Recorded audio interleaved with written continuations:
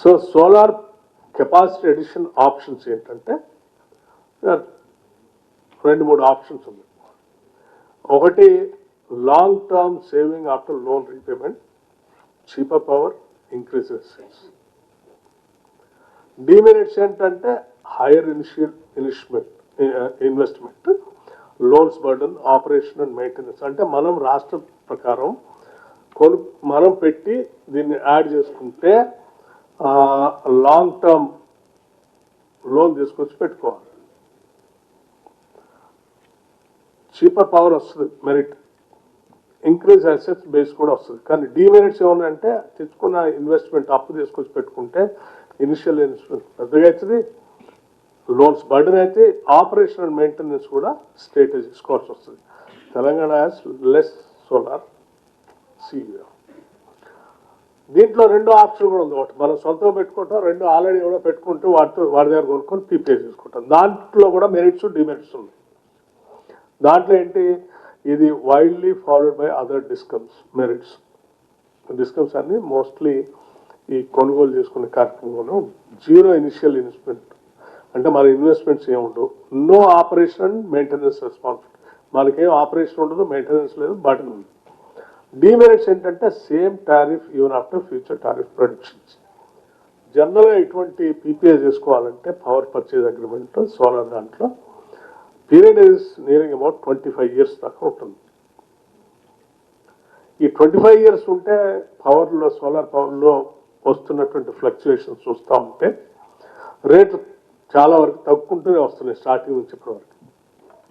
ఇప్పుడున్న రేటు రేపు ఇంకా తగ్గొచ్చు కూడా. 25 years ఇప్పుడు అగ్రిమెంట్ చేసుకుంటే అదే రేటు, అతనికి ప్రొడక్షన్ తగ్గినా అదే రేటు ఇవ్వాల్సి వస్తుంది. సో అదొక సీరియస్ డిమెరిట్ మనకి. కానీ ఈ 25 years ఎందుకు, 10 years చేసుకోవచ్చు, చేసుకోవచ్చు. అటువంటిది ఇంతవరకు ఇండియాలో ఎక్కడ లేదు. పీపీఏ చేయాలంటే మినిమం 25 years, లేదంటే ఎక్స్చేంజ్లో కొనుక్కోవాలంటే ఆ రోజుకో లేకపోతే వారానికో మ్యాక్స్. వీటికి ఉన్న సమస్య. అందుకోసమే మనం పెట్టుకోవాలా, కొనుక్కోవాలంటే 25 సంవత్సరాలకి, పెట్టుకోవాలంటే మనం పెట్టుకుంటే ఈ డిమాండ్స్. కొనుక్కుంటే 25 సంవత్సరాలు అగ్రిమెంట్ చేసుకుంటే 25 సంవత్సరాలకు ఒకటే rate. Solar capacity other states.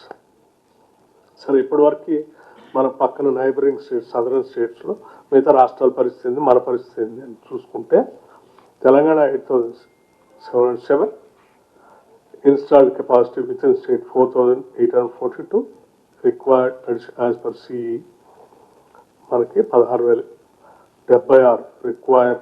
ఇంత మెగావాట్ అవసరం ఉంది requirement. Total requirement 24,783 megawatts. Maharashtra వాళ్ళ కెపాసిటీ ఆల్రెడీ ఎంత ఉంది, 15,350. తమిళనాడు 7,896, కర్ణాటక 5,524, ఆంధ్రప్రదేశ్ 3,756, రాజస్థాన్ 6,000, గుజరాత్ 6,642. ఇన్స్టాల్డ్ కెపాసిటీ మాత్రం ఇంత. ఆ రాష్ట్రాల రిక్వైర్మెంట్ ఏ రకంగా వస్తుంది.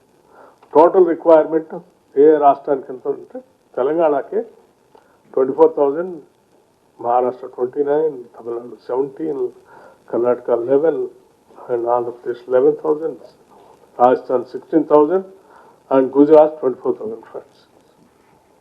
This is the requirement. Other states వాళ్ళ రిక్వైర్మెంట్ అనుగుణంగా మిగతా ప్లాన్ చేసుకొని ముందుకు పోతాం.